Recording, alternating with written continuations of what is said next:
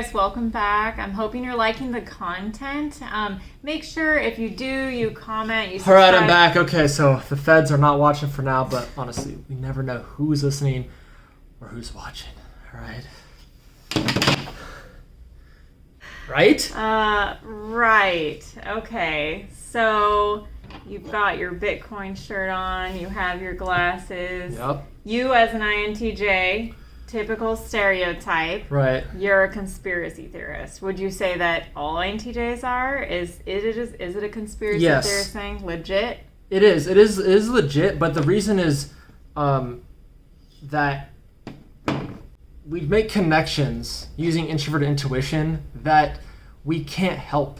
Like, I feel like people should have more sympathy for NI type, specifically the INTJ, because we're always seeing connections and our brain is like, but what about that thing over there? Or what about this group of people? These things tie together. They make sense. Like, just trust me that this thing is real. And for most people, most normal people, they're like, that's impossible. How could you even make that ridiculous connection? So yes, conspiracy theories and INTJs are a perfect match, but it's not our fault. It's the way that God or the aliens or the reptilians made us. So, okay, but you're saying it's because of your NI. So right. There are other users that have NI.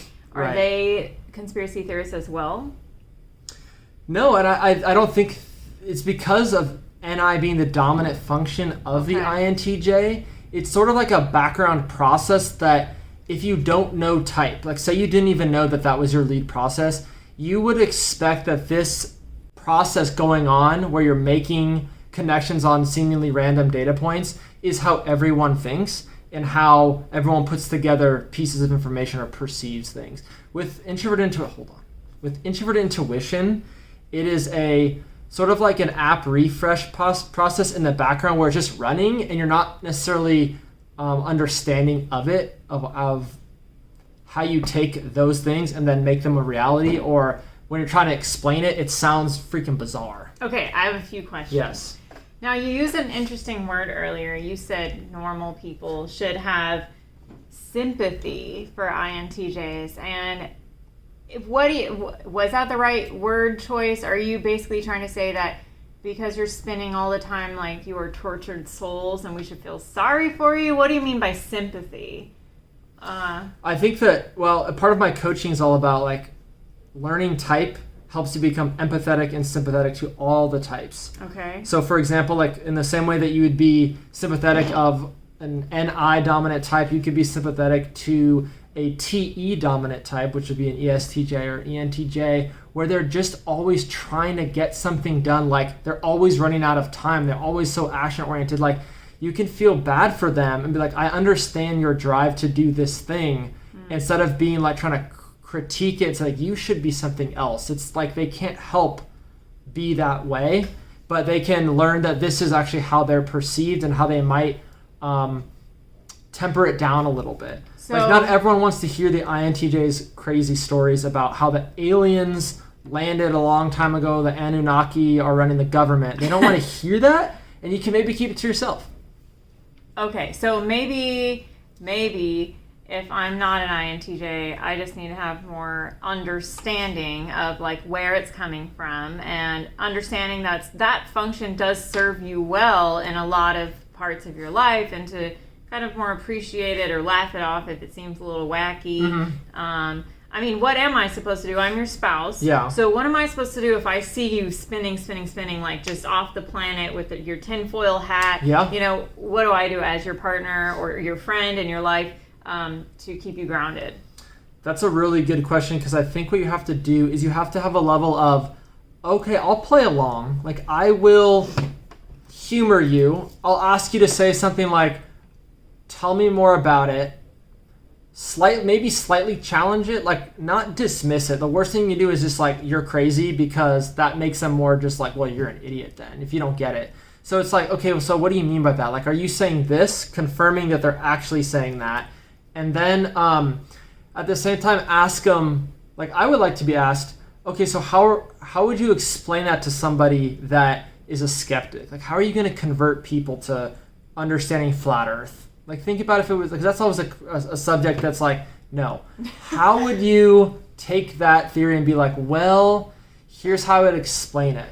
Because a lot of the part is taking the abstract conceptualization that's heavy with the INTJ and then trying to make it like tangible. And I think that's always the struggle, the push-pull, that dynamic is NI, abstract, and then SE, which is concrete in the here and now, or TE, how are we going to do this thing? I do feel like I naturally do that when I engage you, I entertain, your idea, but then like I can't help but say like, all right, how is this implemented? Or how, like, kind of poke the holes, like, in a nice way. And be like, you can't just use Pythagorean theorem to explain flat Earth. Like it's so much more complicated than that, so because I need the details. So maybe our dynamic just works in that sense. And that sort of makes me think a little bit more about, like, what type of project or group or whatever could benefit to be like, oh, we need an INTJ on our, I don't know, brainstorming sesh. What do you think that they'd be good at where you'd bring them in a certain group setting?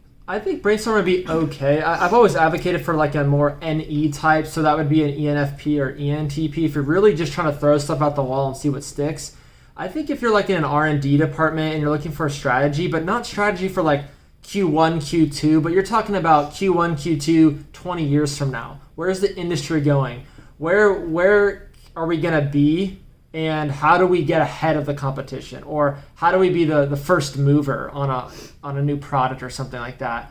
So you'd want them to think about where things will be, because the question that NI specifically asks itself is what will be, where NE asks what could be. They're very different, but that's why Carl Jung always thought of NI dominant types in the classical period before we even understood psychological type as the shamans or the prophets, because they would tell you how things are going to be without understanding where that came from or being able to articulate how that even came into their mind. So NI thinkers, INFJs and INTJs, sort of have this like shamanic or prophetic speech. They're like, this is how it's going to be. And you're like, how do you get there? Like, I don't know, but I trust it. Like, you can see the future, but what makes you seem wacky to normal people is because then you can't articulate it. So it's like, it's this. And then you're like, well, why and how? And you're like, I don't know. I just like connected the dots and just trust me. And so, I don't know, I could see the good in that, and I could see the torture in that as well, when it's like you feel it and you know it, but you can't really like make it come out of your mouth so that others can understand what you're saying. Exactly. And one of my favorite channels is Love Who, and he had a really good thing about explaining the INTJ's mindset of kind of feeling like an alien in a human's body. There's other people, and then there's you, because you feel like if you're not properly grounded with a good spouse or good colleagues, you can kind of, like Deanna was saying, you can spin, and then you can kind of get in this ivory tower where it's like only you can see the future, and then there's a lot of arrogance that comes with it. Or on the other side of arrogance is like doom and gloom, like the world is ending, society's collapsing, and then you kind of, go off into the hills somewhere and you become a hermit. So there's like, if you're not grounded properly by like a spouse that understands what's happening and how to wield it correctly, there is a negative aspect to it. But on the opposite side of that is like, oh my gosh, how did you know this was going to happen? It's like, I just had this feeling. And that feeling is NI. I think that it's really funny that you said that you feel like an alien, because it's not that you just believe in aliens. You are an alien. That's really funny. Okay, so my question for you is, like, is there any debunking here, or can we just state that pretty much any INTJ probably is a conspiracy theorist? I think that is the main like meme that needs to be debunked. But I think it comes down to one, understanding what that thing is that you do. And I've always talked about this, like once you define it and you realize it's unique to you, then you go, okay, what's the prescription? And it's taking that extroverted thinking, which is in your second slot, your parent, and saying, we have to ground this in something that's tangible and action oriented. So if we can't explain it with TE and we can't take action on it and to do something about it, then it's probably not worth discussing in a setting where you're not comfortable. like at a party or with people that you've just met, or in a professional setting where it could be like, oh no, one of these guys. Like you have to be able to, if I'm going to bring this up, I have to be able to explain it in a way that is tangible and takes into account that most people will be put off or not really receptive to it. That just harkened back to when we met, like one of our really good friends the first time. You know, we were having a very good conversation with them, and then you started bringing up the moon and holograms, and she goes, "Oh, you're one of them." Yeah, that was a good time. So when you get feedback like that, you're like, "Oh, that's probably wasn't." You can't just jump in with, you know, the moon's a hologram or a secret base, or it's hollow on the inside and stuff like that. So, yeah, I would just take your parent function and all of the types helps you drive the bus in the right direction or drive the car in the right direction. So if you lean too heavily into something like introvert intuition, you can get into that real conspiracy mode where you get paranoia and like detached from reality, wearing weird glasses. Like that's what happens. When you say these things, and here maybe it's because I'm an ISTJ, I'm trying to bring it back down. Yes. Are you 100% serious every time? You're being facetious? Are you kind of kidding? Like when you say to this person you just met today, well, of course the moon's a hologram. Yeah. So, you know, like, are you just like kidding to see what their response is? Is it that you have zero awareness of how what is it? It's exactly what you said. Where I am now at 31, I've realized that I use it more as a, how cool is this person? Or how open is their mind? Like if I say something like, they'll talk about an event that we all assume is one way, and I'll say allegedly, and they'll be like, what do you mean allegedly? Like, well, haven't you heard that this is actually what's happening? And if they're like, okay, that, you know what, I have, and I haven't really wanted to explore that till now, but if they're immediately will shut it down or have no clue what I'm talking about, and then I can be like, oh, I'm just kidding. Like, but if they're willing to talk, then I'm like, this person's open-minded. They're willing to kind of branch out on the fringes of thought, which is kind of where NI resides.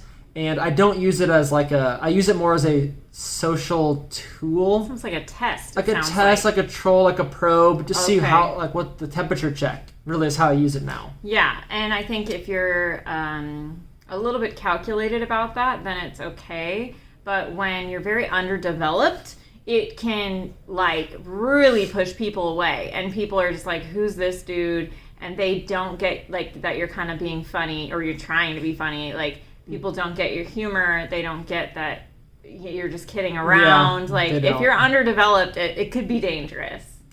Yeah, and that's one of the biggest blind spots of the INTJ. It's not even understanding how they're perceived by others or how their attitude can be like it can put people off, or it can make them be very, you seem prickly. Like, ooh, that was a really weird comment. Like, did he even understand what that meant to me? And then you realize that people can just not like you. And then the arrogance part is like, well, they're not smart enough to get me, so what's the problem? Like, that's a terrible way to go through life, because if you ever want to build something as an INTJ, like make your own company or do anything, you need buy-in from other people. And part of that is understanding that naturally you're not very good with people, but you need to develop that part. I think this was like a really great conversation. I want to know what you guys think before he rudely interrupted me. If you do have thoughts, you love our content or you hate it, put the comments down below, subscribe, click the notification button, and it looks like he's got to get his tinfoil hat on soon. Yep, absolutely. Thanks, guys. See you guys later.